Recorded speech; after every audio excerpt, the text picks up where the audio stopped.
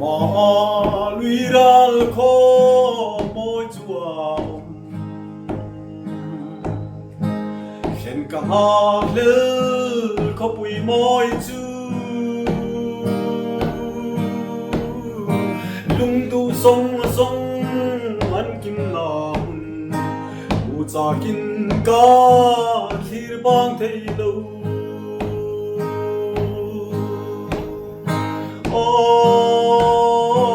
kalai kan ni cholo vang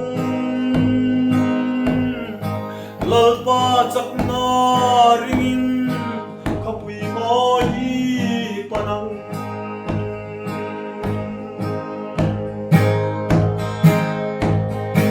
su khapui moi ram chu ipan selang sao lo vinh y kal selang ral muang mun ren hi lo ral pa nen kan khen ma hi song o kalai kan ni cholo vang lalpa chakna ringin khapui moi panang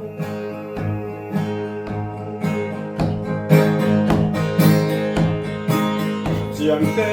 ila ka phak ning lo atna leng mai lang van râu bụi khen hùng na xuan phật na la đai in karing lâu o kalai kan ni cholo vang lalpa chakna ringin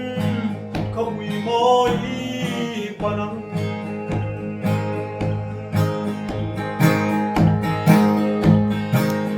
phan tha rau thiang hin lo leng ang che thim lu sual kal hong leang che ram moya min shuayang che lom kin to lo na chuan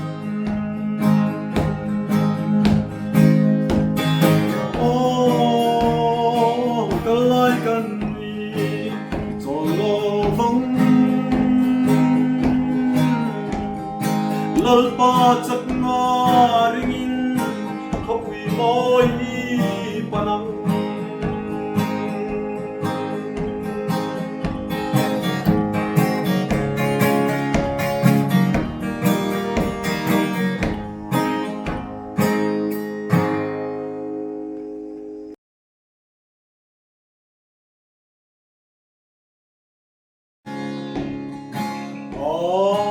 ni chuan ve na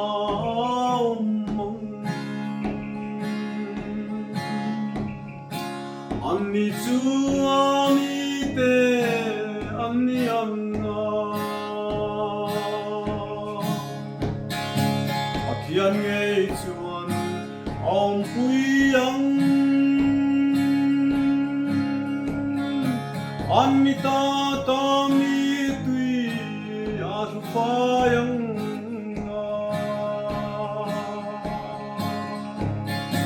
tui hala piang ne na chuan nun na tui khurami thonin ka peang o halau tui ha te chuan vain ro se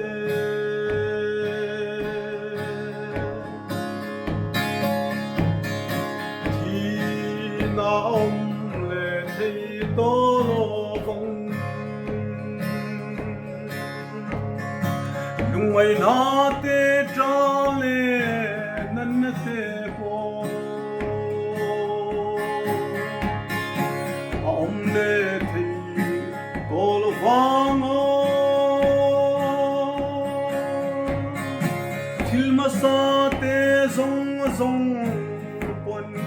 ta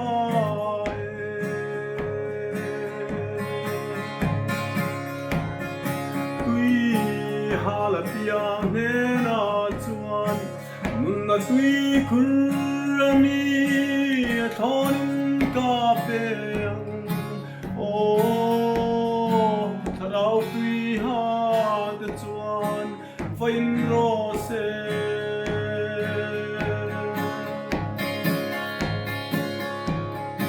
mai te thulen king ka siam thar siak ro heng thu hi a in no ma ti tin kan he na alo theng ta kayal fa le o me ka bul le to tui halat yang ne na chuan nun na tui kurami a thonin ka peng o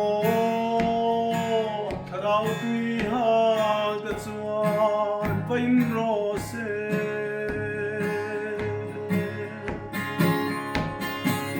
a masaber le a nu hinger mun na thing chung ma chuan thuan nei thei khwa an lut thei na tura in su fai te chuan hing a thol toy tui halat yang ne na chuan mun na tui kurami thonin ka pe o tharau tui ha te chuan vain ro